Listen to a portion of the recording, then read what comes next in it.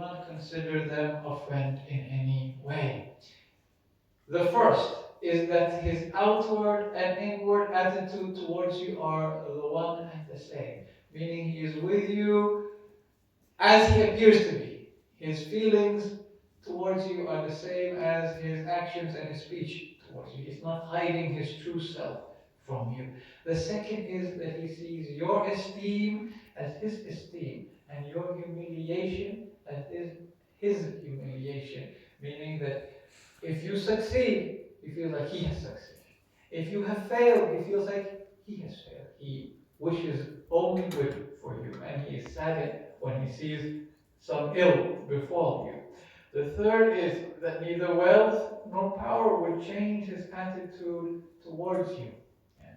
If he becomes successful, if he reaches some high position suddenly, he goes to another social class, so to speak, he doesn't forget about you saying, okay, I'm no longer have anything to do with this person. Yeah? They're below me, so to speak. No, it does not make a difference whether he has suddenly reached some sort of worldly success.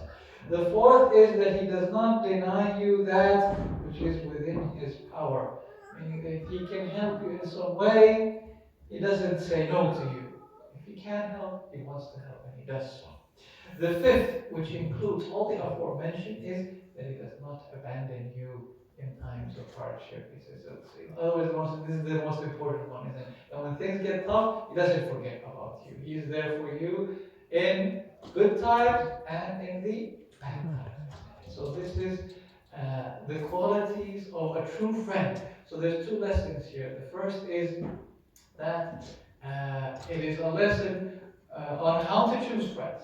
And those who you consider a friend, make sure that they have these qualities. Don't consider just anybody a friend, but look to those people who have such qualities and consider these your friends, and try to surround yourself with people who have this sort of qualities. Yeah. And the second, of course, is a lesson to ourselves as well on how we should try to be friends. If you want to be a friend to someone, this is how you should be a friend. Yeah? And fulfill these conditions in yourself, in your relationships with your friend, and this way you will sort of be the kind of friend that a believer, as a mu'min, should try to be. Second issue I wanted to talk about is the news that maybe you have read or maybe you have not, that was published in the Sanawat, that dealt with the celebration that we held in this center about a week ago. It was a celebration for girls who have reached the age of taklif, where they were gifted with this prayer chador, and then we had Salatul Jama'ah, and they had some cake and games and so on and so forth. Yeah, it was a very beautiful celebration, and I thank the women who saw a lot of effort for that as well, and they sewed the chadors themselves, and they went through a lot of trouble for that, and it was very nice of them to do so. However, news of this reached some of these Islamophobes, some of these same people who come and make noise in front of the mosque here and so on and so forth, and they began, screaming as they do that, there's Muslims, look what they're doing, and they're forcing young girls to wear the hijab and all kinds of other nonsense as well. And this was picked up by the newspapers at the Sunlight, and they made an article about it. And it tells you a lot, of course, about the current media atmosphere in Finland, that the newspapers are taking their cues for news stories from the noise that Islamophobes are making in social media. In any case, the article was very biased. It was very unappealing article. And the basic idea there that they were saying was that, why should Muslims teach their children Islam? This is a worry, I suppose, that many of these Islamophobes have, is that Islam will not disappear, that the next generation will also grow up as Muslims, and the children of Muslims will also be Muslims. And this is, I suppose, it kind of reveals their secret hope, that they were hoping that the next generation wouldn't grow up like that they would abandon their faith. But that's not going to happen, isn't it? Of course, we will raise our children as Muslims, as is our constitutional right, as is the founding principles of this country, yeah, where parents have a right to teach their ideology and their beliefs and their religion to their children. And no one makes a noise about this unless it comes to the Muslims. And when it comes to the Muslims, then suddenly people are worried about this and people are trying to deny this basic human right from other people and how they should raise their children and that they have the right to teach their religion to their own children. Uh, and of course, this is revealing of the hypocrisy and the bias that is in Finland and in Europe in general when it comes to Islam and the right of Muslims. And it is, of course, our responsibility to stand up for that right and not to give up and to defend our constitutional freedoms. And of course, we know that Islam, or let's say the Salat mosque, has been a lot in the media lately. And there's good and bad, of course. Of course, it's been mostly negative coverage, as usually it is with anything dealing with Muslims. It's always negative. As was a good example now, a beautiful celebration for young girls, and they have to make something negative out of it. Yeah. So,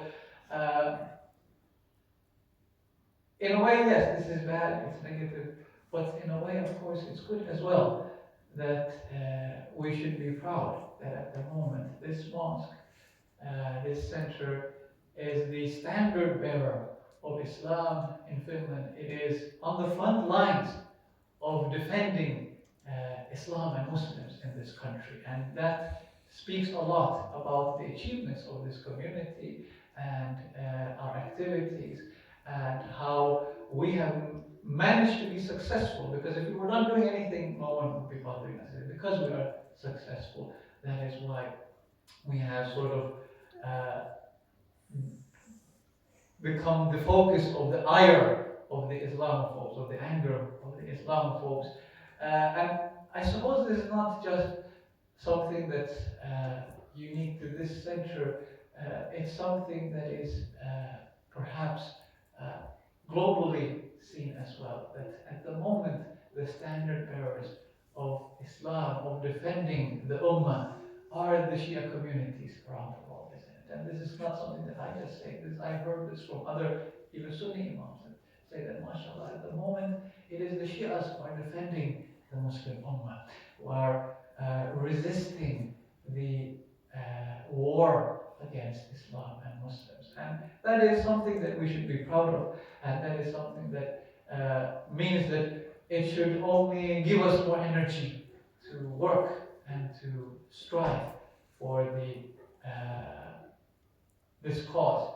And this is, of course, the part and parcel of the path and the seerah of Imam al-Hussein alayhi salam, and that of resistance to oppression and bearing the standard of Islam in the times of difficulty. And to those who wish to deny this community and Muslims the right to teach their children their religion under the excuse that they are worried about the rights of children, we say that first of all, this is our constitutional right. Secondly, if you indeed are worried about the rights of children, where were you and where are you now when in Israel over 10,000 children have been brutally murdered? Why have we not heard a peep? Why have we not heard worried statements? Why have we not heard condemnation from this government regarding that? On the contrary, we see them aiding and abetting this activity by sending money, by sending arms, by sending support politically and diplomatically to this genocide that is going on in Gaza. And we pray to Allah subhanahu wa ta'ala that He will lift this yoke of oppression from the necks of the Muslims in Gaza And elsewhere يبارك الصلوات على محمد